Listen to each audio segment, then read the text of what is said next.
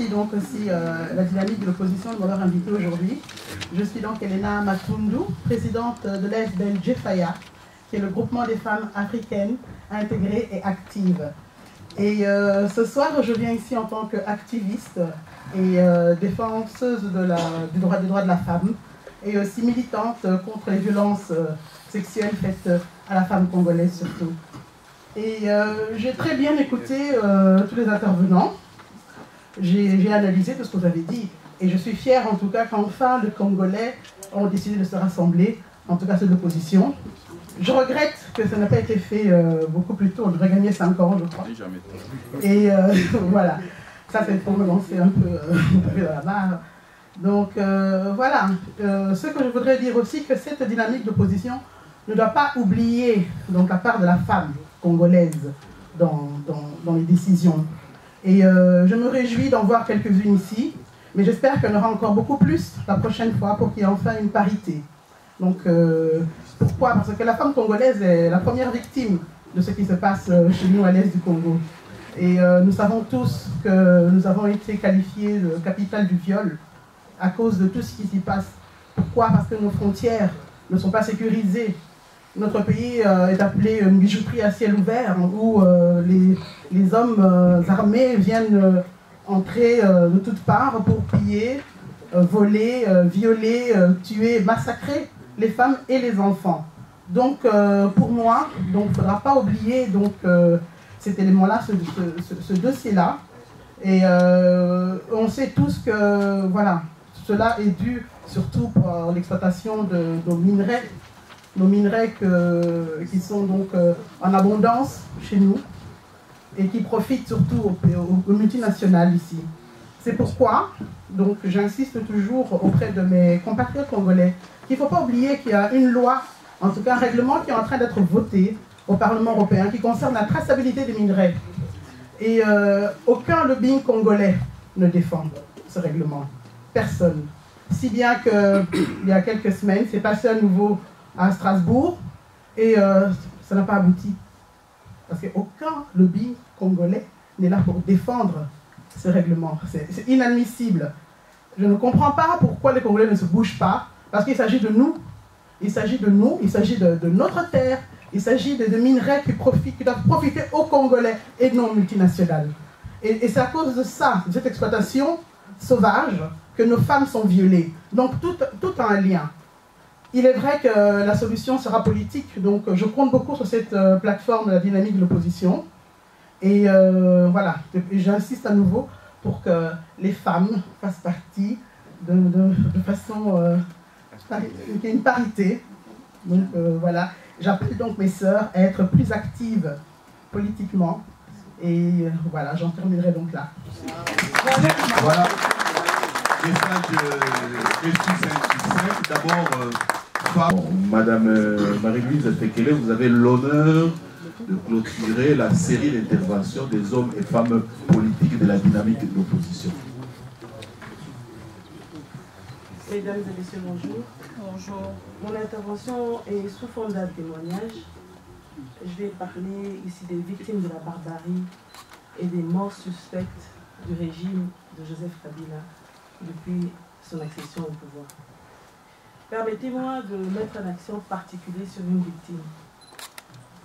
Une victime car j'ai eu la chance de travailler avec elle et par elle je me considère aussi victime. C'était une personne qui respirait la vertu du nationalisme, de la loyauté et du courage incommensurable dans son engagement politique au sein du mouvement de libération du Congo et en République démocratique du Congo. Il s'agit de l'honorable Daniel Boteti Loleki.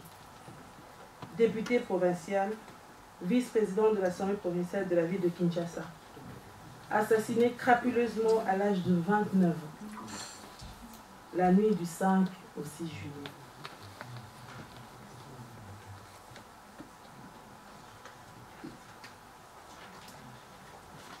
Qui était Daniel Boteti? Excusez-moi. Courage, Malou.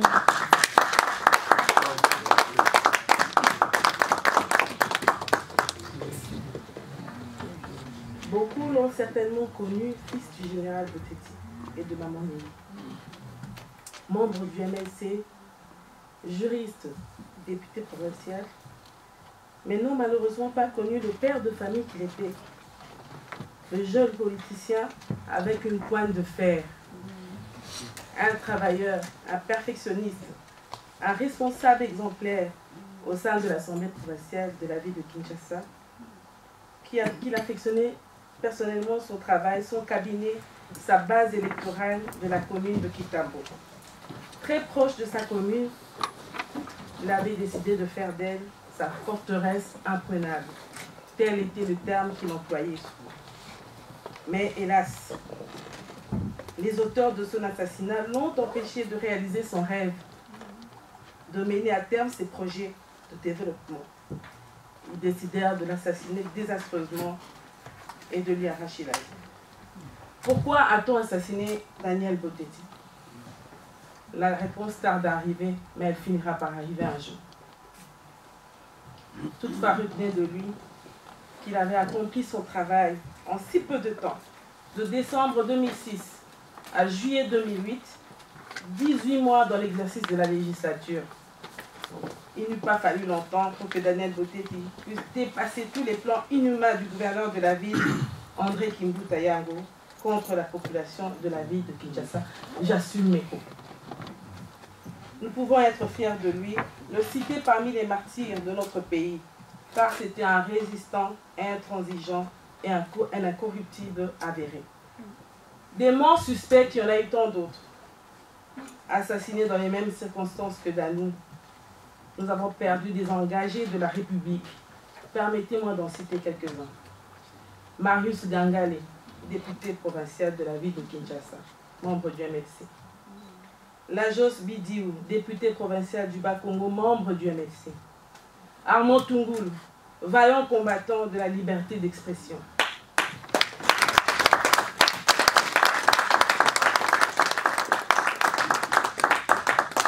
Floribert Chebeya, défenseur de droits de l'homme. Fidel Bazana, défenseur de droits de l'homme. Franck Ngike, journaliste. Mouindo Nzangi, journaliste. Alain Moloto, chrétien engagé pour la démocratie. Mamadou Ndala et Mbouza Mabé, des vaillants militaires qui ont donné leur vie pour la défense de la patrie. Récemment à Goma, M. Dona Maloba de l'UNC, abattu devant son domicile. Et tant d'autres disparitions politiques restées non élucidées. Ici, je pense au docteur Soso, médecin personnel du président Bemba lors des élections de 2006. Toutes ces disparitions devraient nous interpeller à prendre conscience de la répression brutale qu'entraînent ces barbares. Comment faire pour pallier à cela? Nous devons continuer à nous battre pour les chasser du pouvoir. Le dernier rapport de droits de l'homme, Human Rights Watch, est scandaleux.